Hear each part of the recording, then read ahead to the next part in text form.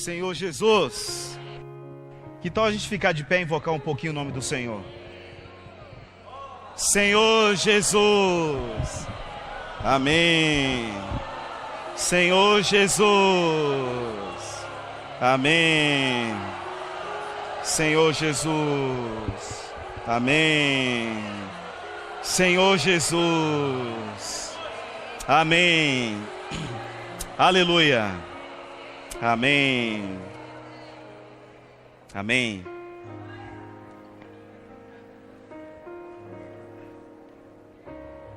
O Senhor hoje está muito alegre. Certamente, hoje nós estamos escrevendo uma história muito rica, muito significativa em nossa vida da igreja.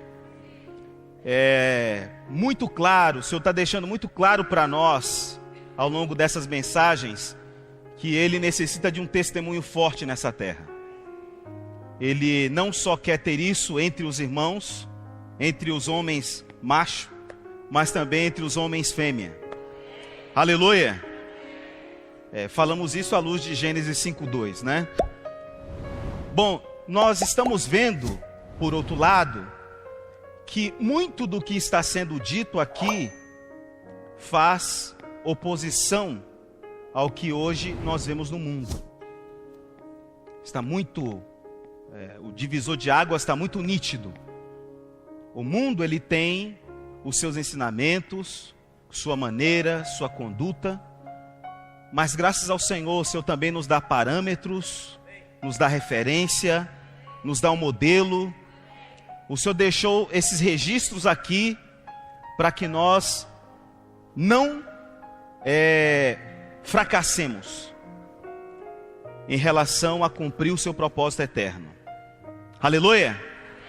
O Senhor quer contar com cada um de nós, em especial com as irmãs. Amém? Afinal de contas, de acordo com a estatística divina, são 2/3. Amém? Então isso aí tem que fazer a diferença nesse mundo de hoje, na vida da igreja. Muitos casos que foram aqui apresentados, pode ser que não identifique ou caracterize a maioria das irmãs. Mas tome esses casos, apreenda o que eles trazem, porque certamente o Senhor pode te usar para ajudar outras. Amém? Aleluia! Além disso que o Eliseu mencionou, questão do casamento, questão da postura das irmãs, nesse caso preciso de Rebeca, em relação ao cuidado de Abraão para com seu filho Isaque. Isso é uma palavra muito próxima das irmãs mais jovens. E, por outro lado, é uma palavra que traz discernimento para as irmãs mais experientes poder ajudar as mais jovens. Amém?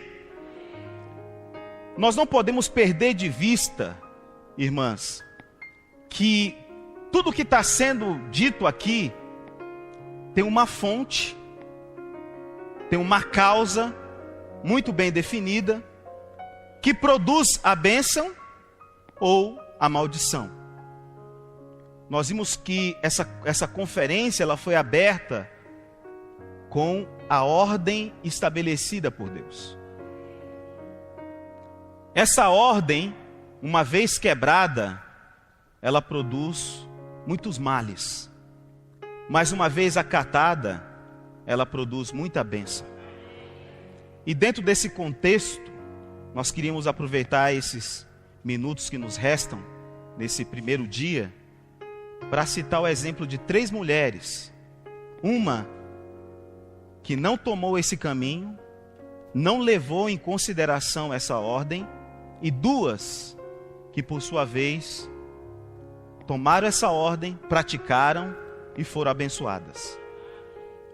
Todos os exemplos positivos apresentados até agora, eles deixam-nos muito claros de que elas levaram a sério essa ordem e o resultado foi bênção sobre bênção.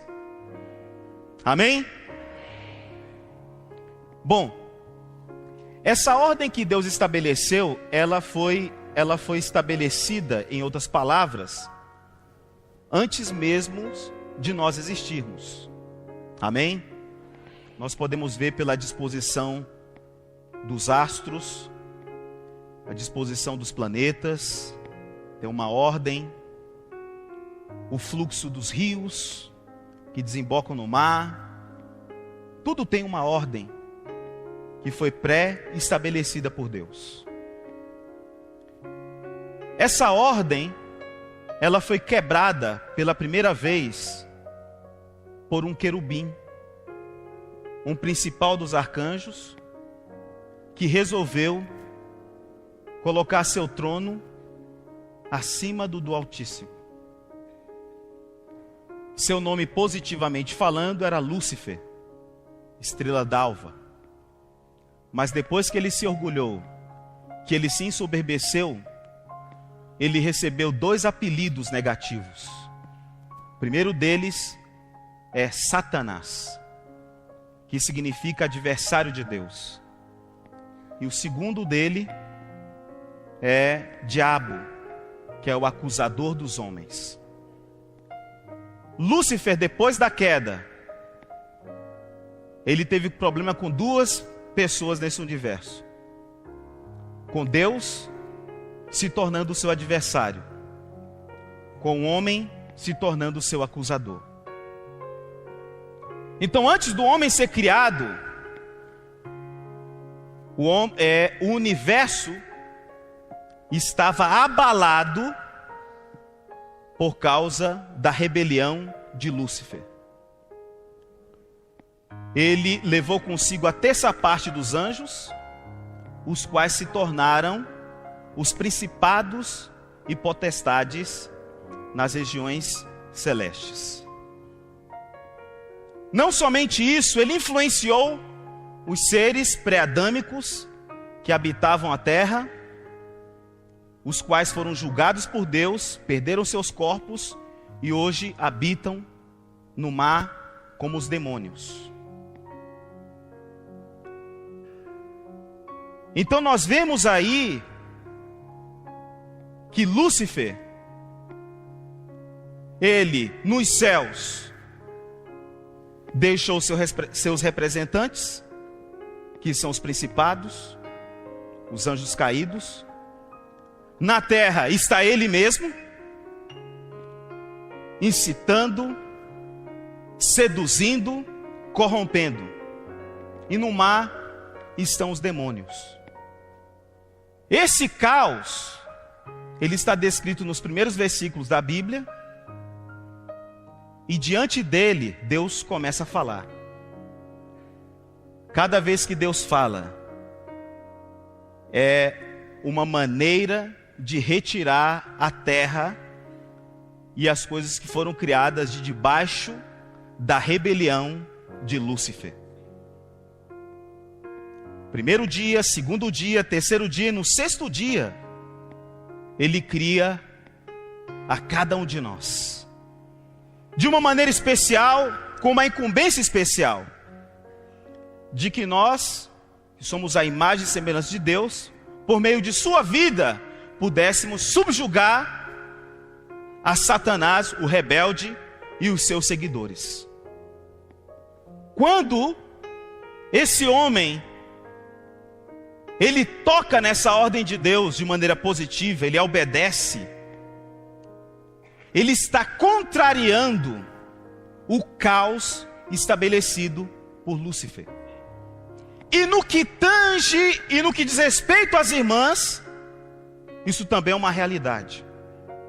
Quando nós falamos de submissão aqui, as irmãs têm que estar desprovidas dos conceitos que o mundo já tentou instaurar na vida da igreja. Entre os filhos de Deus. Hoje de manhã fiz uma pergunta para minha esposa.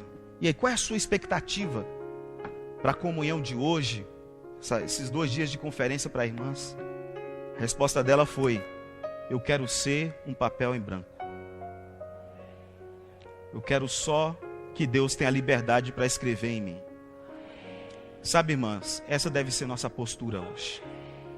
Ser um papel em branco, abrir mão dos nossos conceitos e preconceitos e simplesmente ser um com falar de Deus.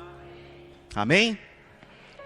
Então, essa palavra submissão, eu queria, os irmãos já expuseram muito acerca dela, mas eu queria dar um ingrediente a mais para as irmãs levarem em altíssima consideração. Uma palavra que me ganhou muito e eu creio que pode ganhar muitas irmãs também nesse sentido. Em 1 Coríntios capítulo 11, o apóstolo Paulo, para fazer alusão à submissão, ele usa uma figura bastante conhecida, há pouco falada pelo Eliseu, que é o véu. Amém? O véu de Rebeca, o uso do véu por parte de Rebeca significa recato, discrição, cautela, cuidado. Mas em 1 Coríntios capítulo 11 tem especificamente uma conotação de submissão e algo mais. E uma vez compreendido isso, nós vamos entender por que eu acabei de falar sobre a rebelião de Lúcifer e os danos que ele causou no universo. Então, no 1 Coríntios capítulo 11, o apóstolo Paulo gasta um capítulo para tratar acerca desse assunto em relação à submissão. No versículo 7 diz assim: porque na verdade o homem não deve cobrir a cabeça por ser ele imagem e glória de Deus, mas a mulher é glória do homem. Irmãs, vocês são glória dos homens. Amém? Os raios do sol, eles são a glória do sol. As irmãs são como esses raios. É a expressão dessa glória. Se estão apagadas, consequentemente, apagam a razão de ser de sua glória, que são os homens. Então nós precisamos levar isso aqui, ter isso aqui em alta consideração. Versículo 8: porque o homem não foi feito da mulher, e sim a mulher do homem. Porque também o homem não foi criado por causa da mulher, e sim a mulher por causa do homem. Vamos ler juntos o 10? Portanto, deve a mulher, por causa dos anjos, trazer véu na cabeça como sinal de autoridade. Ué, o véu é um sinal de submissão ou um sinal de autoridade? No versículo 10 está escrito o quê? Leiam de novo em voz alta.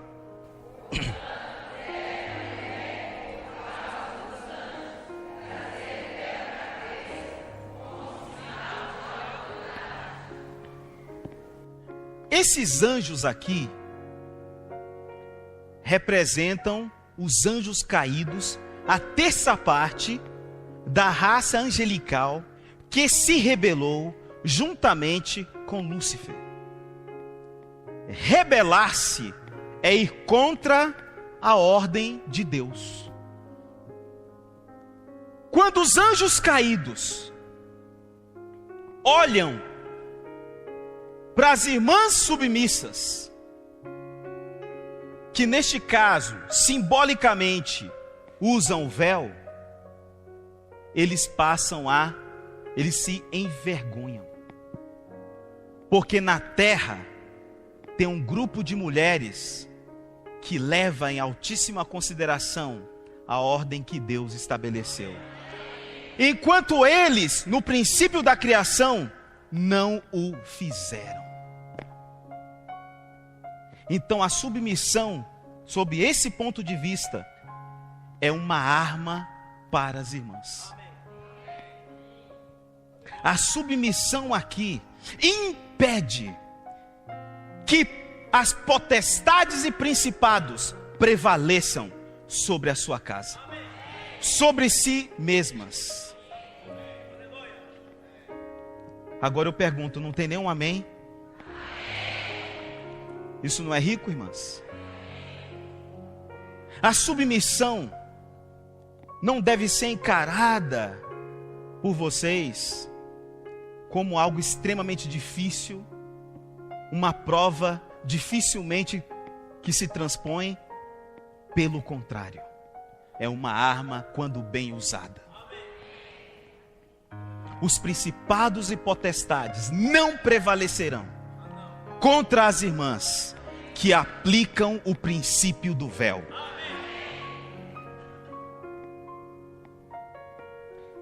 O véu das irmãs se tornou agora uma espada. Agora é uma espada. Você pode fazer assim, Satanás. Ó. Sai daqui, seu bandido.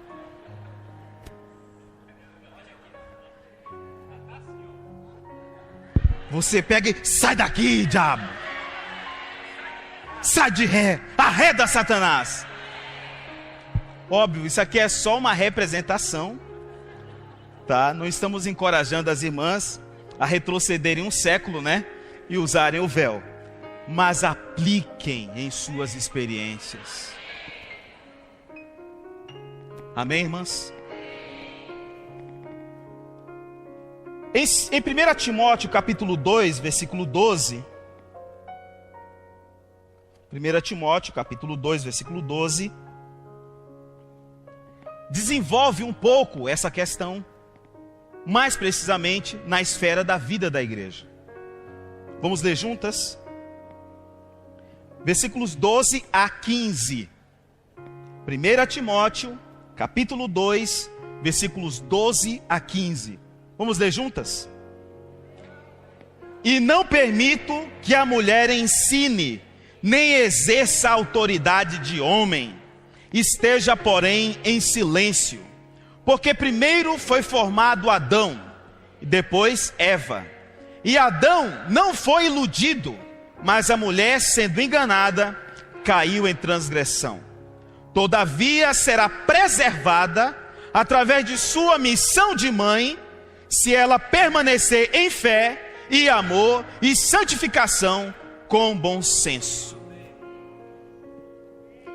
Aqui, o apóstolo Paulo não está fazendo uma mera proibição, uma mera censura. Ele está mostrando que, mesmo na vida da igreja, essa ordem não pode ser quebrada. Existem responsabilidades para todos os santos na vida da igreja. E para as irmãs também lhes foi dado essa responsabilidade. Contudo, não a que os irmãos exercem. Amém? Bom, mas você pode questionar, então quer dizer que a gente nunca deveria compartilhar na igreja, ou pelo contrário, deveríamos ficar em silêncio. O ensino que o apóstolo Paulo diz aqui é no que diz respeito a estabelecer verdades. Não se aplica a questão de testemunhar pelo Senhor. Porque senão, esse texto entraria em conflito com 1 Coríntios capítulo 14, que menciona que todos podereis profetizar um após outro. Então ali é no sentido de compartilhar, de dar seu testemunho, né, de dar sua contribuição naquela porção que o Senhor te deu. Com respeito a estabelecer verdades, tomar liderança, administrar uma palavra, ela é uma responsabilidade destinada para os varões. Amém? Então, muitas irmãs hoje questionam isso. Por outro lado, quando você questiona isso, você está dizendo, o homem é que tinha que engravidar. Quando você questiona, se você quer liberar a mensagem, então você está dizendo automaticamente que seu marido tem que engravidar. Só que essa porção da gravidez foi dada por Deus às irmãs. Não foi dada aos irmãos. Amém? Se a gente cair nesse extremo, nós vamos deixar de ser o testemunho do Senhor e ao mesmo tempo antitestemunho para esse mundo e nos unir a Ele. Então nós temos que ser até mesmo meticulosos na abrangência da palavra submissão e na abrangência da palavra ordem na vida da igreja. Amém, irmãs? Aleluia! Por outro lado, eu sentado aqui, né, já ouvindo essas 3 contribuições que os irmãos fizeram, eu tenho visto muita doçura por parte do Senhor em falar sobre esse assunto, né? Não estou vendo nenhuma palavra com um tom de imposição, com um tom de rispidez, pelo contrário, né? Eu me sento ali como se fosse uma irmã ali ouvindo aquela palavra, ganhando, anotando, né? E vendo quão doce é o Senhor quando fala desses assuntos. E eu não quero usar da minha oportunidade aqui para tomar outro caminho também, né? Então eu quero ser um com os irmãos, um com as irmãs, com o sorriso das irmãs, enquanto ouvem essas palavras. Amém? Bom, por outro lado, o Senhor, Ele deixou fatos registrados na Bíblia, para que por meio do consolo das Escrituras nós sejamos ajudados, né? Possamos avançar. E existiu uma pessoa, uma mulher, que não quis tomar esse caminho. Ela quis alterar essa ordem e tocou num fio elétrico de 220 volts. E ficou leprosa, que foi Miriam. Em Números 12, e vale a pena a gente conferir, abrir a Bíblia, porque tem detalhes ali que nós não podemos deixar passar despercebido. Alguém em certo lugar disse assim, que as coisas mais importantes estão nas entrelinhas. Amém? Então vamos atrás dessas entrelinhas aqui. Números capítulo 12. Capítulo 12, versículo 1 diz, vamos ler juntos?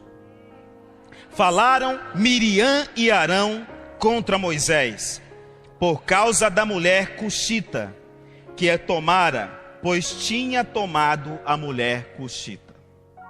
Essa mulher cuxita era uma mulher gentia, que não fazia parte do povo hebreu. Então Miriam tinha até um motivo nobre para falar essas coisas, uma causa, digamos assim. Mas qual foi a motivação de Miriam ao falar essas palavras? Olha a motivação aqui, versículo 2. E disseram, porventura tem falado o Senhor somente por Moisés? Não tem falado também por nós? Quem ouviu isso? O Senhor ouviu. Toda vez que nós tocamos numa autoridade do Senhor, na ordem que o Senhor estabeleceu, Ele é o primeiro a ouvir. Se nós dermos atenção para a ordem das palavras aqui, nós vamos ganhar luz para entender os versículos subsequentes. No versículo 1 diz assim, a ordem é Miriam, Arão e Moisés. Só que, no versículo 4, diz assim, logo o Senhor disse a Moisés e a Arão e a Miriam. Olha aí. Quando o Senhor escolheu a Moisés para liderar o povo, as irmãs se recordam o que Deus falou para ele? Que ele iria ser a boca de Deus aqui na terra. Não é verdade? A boca de Deus aqui na terra.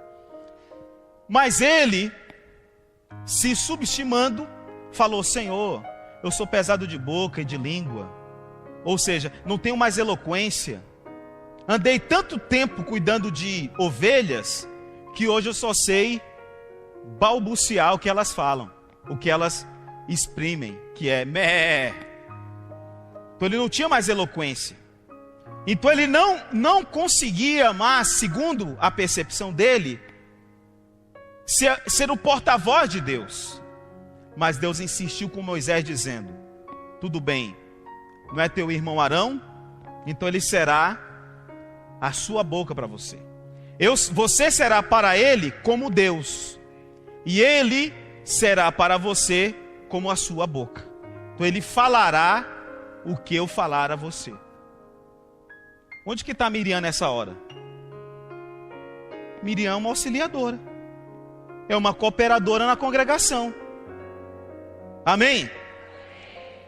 Com respeito a conduzir o povo a trazer a palavra de Deus, a incumbência foi dada a quem?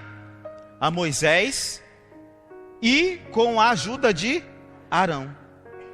Só que agora Miriam toma a frente do grupo insatisfeito e começa a reivindicar para si uma comissão que não foi lhe dada, usando para isso um motivo para tentar colocar de lado o seu irmão e chamar a atenção para si. Deus, como é rico em discernimento, ouviu. Foi falar com Miriam? Em primeiro lugar, falou com quem? Com Moisés.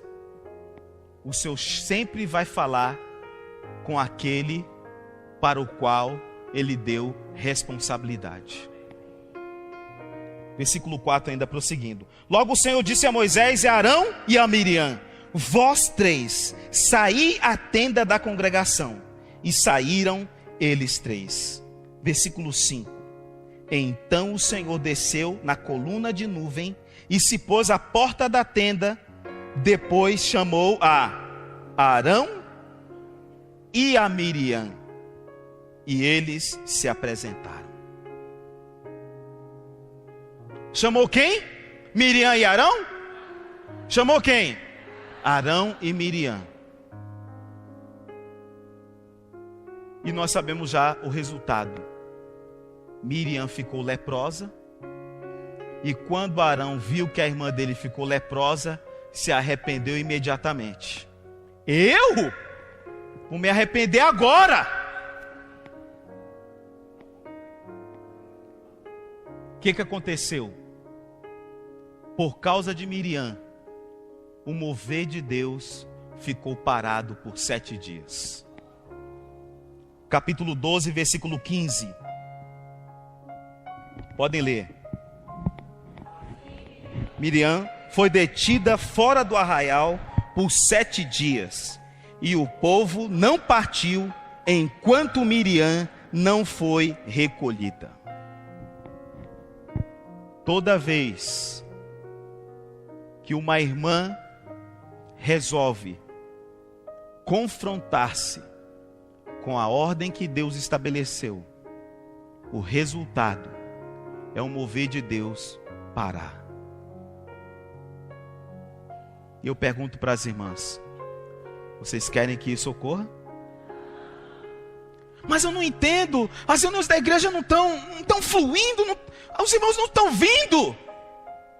É o momento de perguntar: Senhor, sou eu? Senhor, eu estou leprosa? O que está acontecendo, Senhor? Tem misericórdia de mim. Meu falar, a maneira como você se reporta aos irmãos, ou até mesmo usando aquele velho jargão: olha, eu estou te contando isso, é só para nós orarmos. Só que só para nós orarmos, você já teve lepra na testa, no rosto, no braço, no coração e por aí vai. Vai ler o alimento diário, não consegue ter discernimento da palavra, não consegue ter luz. Quando você ora é uma repetição só, é uma ladainha. Tudo isso são sintomas de que a lepra está presente. E aí o único caminho para a lepra sair, sabe qual é? É o caminho que Naamã tomou. Por um lado a gente viu como é que a lepra entra. Agora a gente precisa saber como é que a lepra sai. Lembram quem era Naamã? Era um oficial. Ele era um guerreiro, um herói de guerra. Ele tinha um currículo invejável sob o ponto de vista de conquistas, mas era leproso. Mas tinha uma mulher, uma jovem israelita, aleluia, porque tinha uma jovem israelita que trabalhava e servia em sua casa. e lhe deu uma dica. Tem um homem de Deus na minha terra que pode curar o Senhor desse problema. Naamã, cheio de expectativas, já com seu conceito definido, foi até Eliseu, que à distância de sua casa já o avistara, já sabia da situação e disse: olha, vai lá no Rio Jordão, dá 7 mergulhos e está resolvido o problema. Ele, indignado, saiu bufando, esbravejando: como é que pode? Lá em Moabe tem rios melhores do que esses e tal, e eu não vou me submeter a isso. Aí os oficiais dele, muito sabiamente, abordou ele: mas Senhor, se te pedisse algo demasiadamente difícil, tu não farias? Agora, sendo algo tão fácil, só 7 mergulhos, por que o Senhor não obedece? Aí ele caiu em si, foi até o Rio Jordão, obedeceu a palavra de Eliseu, e aí ficou curado. Como é que a lepra sai? Pela obediência. A rebelião entra, ou melhor, a lepra entra pela rebelião, mas ela sai pela obediência à palavra de Deus. Vamos obedecer a palavra de Deus? Obedecer a palavra de Deus hoje é cumprir toda a justiça, é cumprir o que Deus determinou, é ser um com o propósito eterno de Deus. Amém? Jesus é o Senhor. Bom, mas graças ao Senhor também há exemplos positivos. Nós temos Débora e Abigail. Amém? Em Juízes capítulo 4, como nós sabemos, o livro de Juízes é um livro que mostra uma situação negativa e cíclica do povo de Deus após a morte de Josué. Josué não preparou um substituto, o povo entrou então em declive, em degradação. Sempre estava sob a aflição dos povos gentios ao redor, que os oprimia. O Senhor levantava um juiz e os tirava daquela situação, daí eles pecavam de novo, daí o Senhor tinha que de novo levantar um juiz para tirá-lo daquela situação. Mas dentre esses vários juízes que o Senhor levantou, está uma mulher por nome Débora. Ela assistia numa palmeira e ela recebeu uma incumbência. Quando ela recebeu, ela não quis fazer sozinha. Entende? Ela não foi lá ficar observando a árvore, não. Ela resolveu pedir ajuda. No versículo 4 diz assim: Débora, profetisa, mulher de Lapidote, julgava Israel naquele tempo. Ela atendia debaixo da palmeira de Débora, entre Ramá e Betel, na região montanhosa de Efraim. E os filhos de Israel subiam a ela a juízo.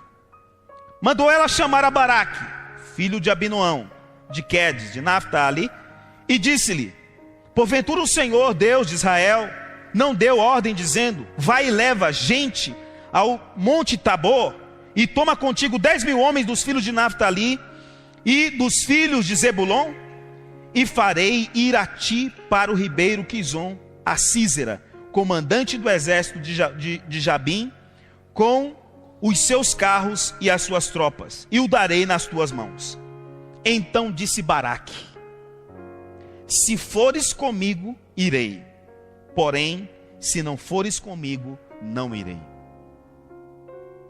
Executar aquela tarefa estava sob a responsabilidade de Baraque, mas a presença do Senhor e a palavra de Deus estava com ela.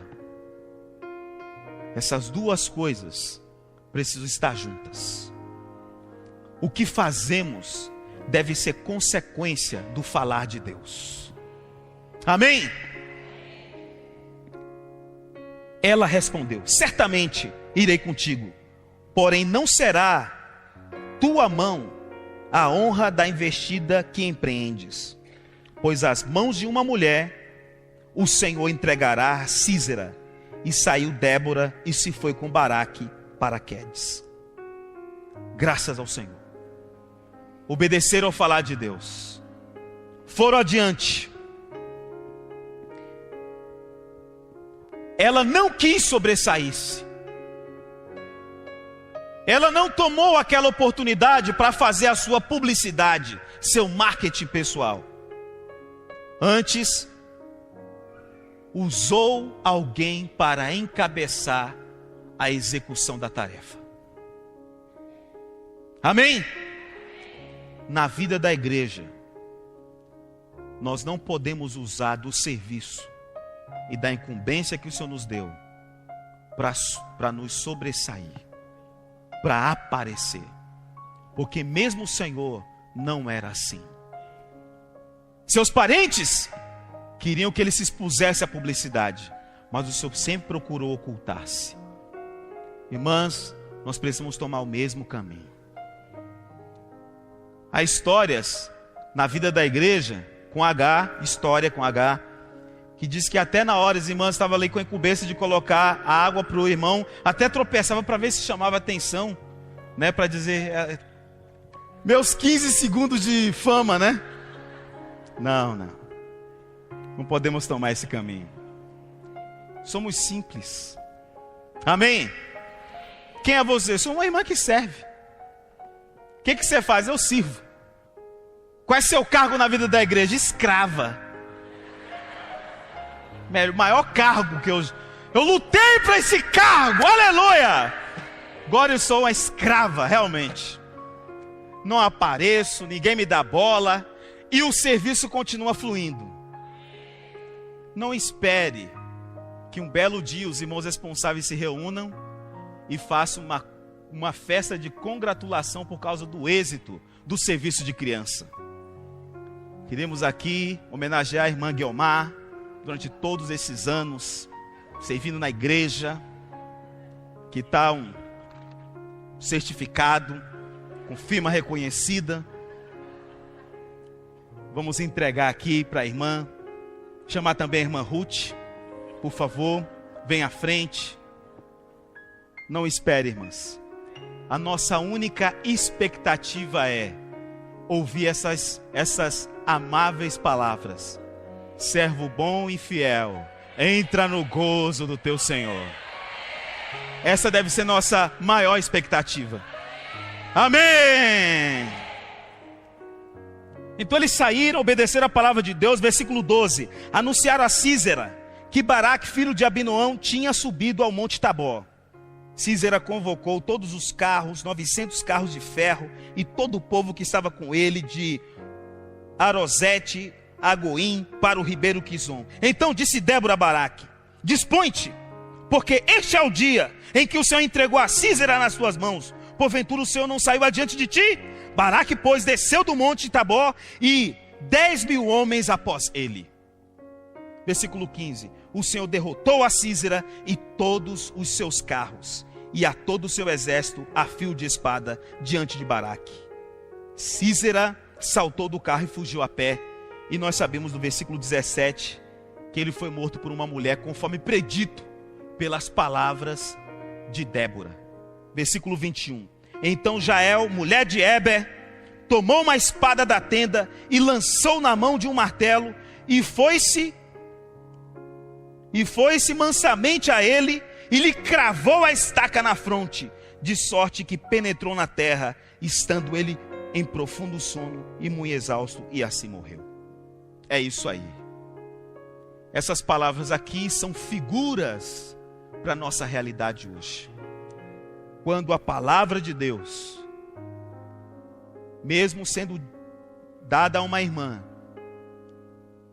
mas encabeçada sob o princípio do encabeçamento, irmãos, o resultado é bênção. Essa mulher aqui, ela desfrutou da bênção. Tinha uma grande oportunidade de ter seus 15 minutos, ou quem sabe 15 horas de fama, mas abriu mão desse tipo de atitude corrupta para admitir e aplicar em seu viver o princípio do encabeçamento à ordem do Senhor, para que, em detrimento de si mesmo, a vontade de Deus pudesse ser estabelecida. Amém? Aleluia! Bom, outro exemplo, que é Abigail. 1 Samuel, capítulo 25. Como nós sabemos, Davi não havia ainda sido proclamado rei sobre todo Israel. Estava ainda enfrentando a dificuldade com Saul, o rei que já tinha findado seu reinado sob o ponto de vista de Deus. Contudo, perseguia. Em sua fuga, e com um grupo de pessoas, ele não tinha provimento, como suprimento para comer, água e tudo mais, porque estava em fuga. Então quem ele encontrava no caminho, era uma opção de ajuda, de apoio. E naquela ocasião, ele conheceu indiretamente a Nabal, por meio de seus servos. Ele tinha pastores, os quais Davi voluntariamente protegeu, os guardou de inimigos, de adversidades, e de uma maneira gentil, muito gentilmente, pediu ajuda para Nabal, enviando um de seus moços para que pudesse expressar a necessidade que eles estavam passando. Mas ele não foi bem recebido. Vamos ver as características de Nabal. Versículo 3 do capítulo 25. Nabal era homem, era o nome deste homem, e Abigail, o de sua mulher. Esta era sensata e formosa, porém o homem era duro e maligno em todo o seu trato. Era ele da casa de Caleb. Ele era um homem próspero. Leiamos o versículo 2. Em Maom, que tinha as suas possessões no Carmelo. Então ele tinha o suficiente e o excedente para as suas necessidades. Tinha além do que ele precisava. Podia muito bem suprir os necessitados. Neste caso, Davi e os homens que com ele estavam. Mas esse era o perfil de Nabal. Era duro e maligno em todo o seu trato. Um esposo desse é melhor morrer, né? Não, qualquer oportunidade era um momento glorioso de comprar o caixão, não é? Mas Abigail não pensava assim. Aleluia, porque Abigail não pensava assim. Aleluia, porque as Abigails que estão aqui não pensam assim. Então daí, Davi ali apresentou seu moço, foi até ele. Aí o moço, versículo 9. Chegando, pois, os moços de Davi, e tendo falado a Nabal todas essas palavras em nome de Davi, aguardaram. Respondeu Nabal aos moços de Davi e disse: quem é Davi? E quem é o filho de Jessé? Muitos são hoje em dia os servos que fogem ao Senhor. Tomaria eu, pois, o meu pão e a minha água e a carne das minhas reses, que degolei para os meus tosqueadores, e o daria a homens que eu não sei de onde vêm? Então os moços de Davi puseram-se a caminho, voltaram, e tendo chegado, lhe contaram tudo, segundo todas estas palavras. Pelo que Davi disse aos seus homens: cada um cinja a sua espada. e cada um cingiu a sua espada, e também Davi a sua. Subiram após Davi uns 400 homens, e 200 ficaram com a bagagem. Nesse meio tempo, um dentre os moços de Nabal o anunciou a Abigail, mulher deste, dizendo: Davi enviou do deserto mensageiros a saudar a nosso Senhor, porém esse disparatou com eles. Aqueles homens, porém, nos têm sido muito bons, e nunca fomos agravados por eles, e de nenhuma coisa sentimos falta em todos os dias de nosso trato com eles, quando estávamos no campo. De muro em redor nos serviam, tanto de dia como de noite, todos os dias que estivemos com eles apacentando as ovelhas. Agora, pois, considere e vê o que há de fazer, porque já o mal está, de fato, determinado contra o nosso Senhor e contra toda a sua casa, e ele é filho de Belial, e não há quem possa falar. Era inacessível. Um conselho era motivo de confusão. Era difícil falar com Nabal. E agora Davi estava determinado a exterminar todos do sexo masculino que estavam sob a proteção ou diretamente ligados a Nabal. Mas aleluia, porque tem uma mulher sensata que ouviu essas palavras. Ela soube aproveitar aquela ocasião para não complicar mais ainda a situação. Antes, com muita sabedoria e prudência, aproveitou aquela ocasião para trazer paz, para trazer harmonia. Quando ela tomou conhecimento dessa situação, olha só o que ela fez. Versículo 18. Então Abigail tomou a toda a pressa 200 pães, 2 odres de vinho, 5 ovelhas preparadas, 5 medidas de trigo tostado, 100 cachos de passas e 200 pastas de figo, e os pôs sobre jumentos. E disse aos seus moços: ide adiante de mim, pois vos seguirei de perto. Porém nada disse ela a seu marido Nabal. Tomou esse caminho. Quando chegou perto de Davi, que já estava a caminho da casa de Nabal, ela disse o seguinte, versículo 23. Vendo, pois, Abigail a Davi, apressou-se, desceu do jumento e prostrou-se sobre o rosto diante de Davi, inclinando-se até a terra. Para estabelecer a paz, ela estava disposta a pagar qualquer preço, para não ver conflitos. Puxa, com um marido desse, ela deveria apimentar a situação. Mas que caminho ela tomou? Tomou o caminho da vontade de Deus. Mesmo sendo tão duro no seu trato, sendo tão filho de Belial, homem rebelde, imprudente, duro, ela reconhecia ele como seu cabeça.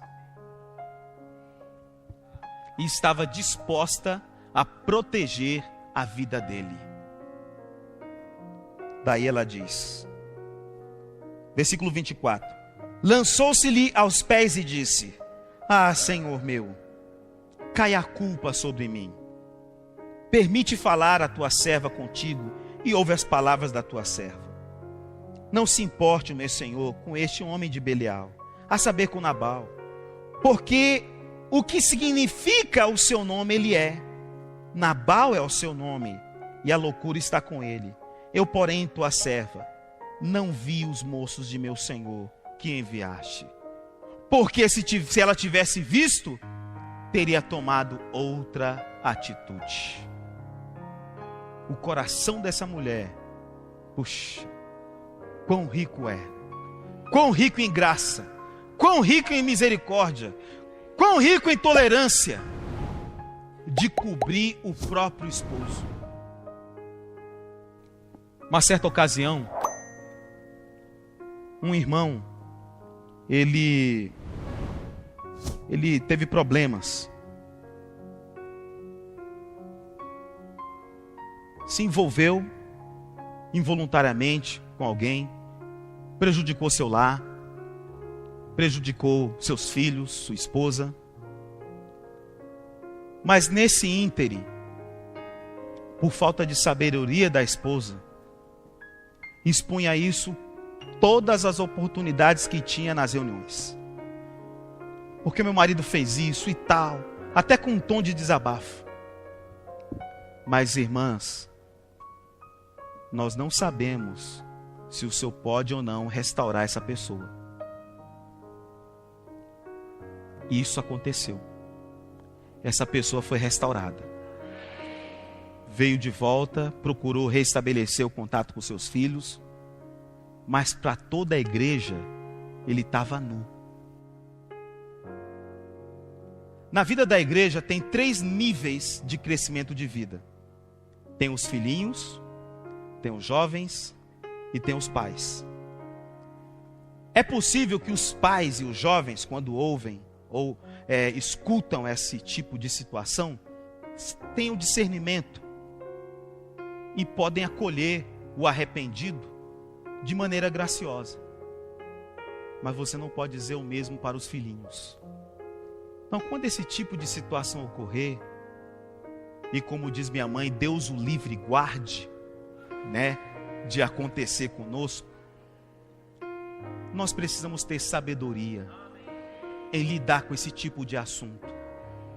Trazer para as pessoas na vida da igreja que têm condições de lidar com o assunto e de maneira até mesmo oculta, tratar com o prejudicado, com o que prejudicou. Amém? Porque às vezes abrindo publicamente a situação, você pode estar fechando a porta para alguém que mais tarde pode vir a cabalmente se arrepender. E nós precisamos aprender isso aqui com Abigail. Amém, irmãs? Ela prossegue. Depois de fazer toda essa exposição, de se humilhar, isso aí vai até o versículo 31, desde o versículo 23 até o 31, ela falando ali, tentando mudar o coração e a disposição de Davi. Aí no versículo 32, olha só o que Davi fala para ela. Vamos ler juntos? Então Davi disse a Abigail: bendito o Senhor, Deus de Israel, que hoje te enviou ao meu encontro. 33, bendita seja a tua prudência, e bendita sejas tu mesma, que hoje me tolheste de derramar sangue, e de que por minha própria mão me vingasse. Uma irmã prudente e sensata tem capacidade de mudar o coração do rei. O contrário também é uma realidade. Uma irmã nécia, imprudente, jamais conseguirá mudar o coração das pessoas. Por isso, irmãs, tenham em mente isso. Como Salomão falou no início, as irmãs têm grande potencial, mas canalizem o seu potencial para o cumprimento do propósito eterno de Deus. Amém, irmãs? Essa mulher prudente, ela mudou aquela situação. Daí, versículo 35. Então Davi recebeu da mão de Abigail o que esta lhe havia trazido e lhe disse: sobe em paz à tua casa, bem vês que ouvi a tua petição e a ela atendi. Daí nós sabemos, depois de tudo calmo, tudo tranquilo, depois da ressaca pela qual Nabal passou, depois de recuperado da ressaca, ela sentou com o marido e foi ajudá-lo. Olha, ia acontecer isso. Puxa, precisa mudar seu coração e tal. Quando ele ouviu toda aquela história, ele ficou estarrecido. Adoeceu. Em 10 dias morreu. Versículo 38. Passados uns 10 dias, feriu o Senhor a Nabal e este morreu. Abigail ficou viúva. De acordo com Romanos 7, a morte do marido dissolve a lei conjugal e ela foi desposada pelo rei Davi. Esse é o final da história de Abigail. Alguém prudente e sensato. Alguém que negou a sua própria vida da alma, cobrindo seu maligno marido, por causa do temor a Deus. Isso lhe foi revertido em bênção, porque é mais uma que está na galeria daquelas mulheres que levaram a sério a ordem que Deus estabeleceu, e por causa disso foi abençoada. Vamos ser abençoadas, irmãs. Vamos tomar essa palavra e praticar. Vamos neutralizar as trevas e o Hades, tomando o véu, aplicando em nosso viver, protegendo o nosso lar, guardando o nosso marido, para que ele possa ter condições de cumprir o propósito de Deus. E sobretudo, irmãs, e sobretudo, sabe, tomar essa palavra, sabe, como algo prático em nosso viver. Amém? Então, esses 2 exemplos aqui devem ser nossa referência. E também Miriam deve ser para nós uma advertência. Não queremos aqui barrar o mover de Deus. Não queremos aqui comprometer o andar desse mover. Antes, sermos um. Que tal ficarmos de pé e nos consagrarmos de 2 em 2? Vamos nos consagrar ao Senhor. E daí os irmãos vão dar orientação do que vamos fazer.